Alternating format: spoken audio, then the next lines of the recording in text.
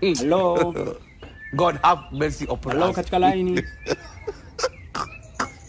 Naongea na manager wa Faidika, kampuni inayojishughulisha na utoaji wa mikopo Faidika Tanzania Limited kampuni. Unaongea na Simalend kutoka Mwananyamala Shinyanga hapa. Ni mhitimu wa chuo 2020, chuo fulani hapa Tanzania. Sasa manager, unanipata vizuri manager?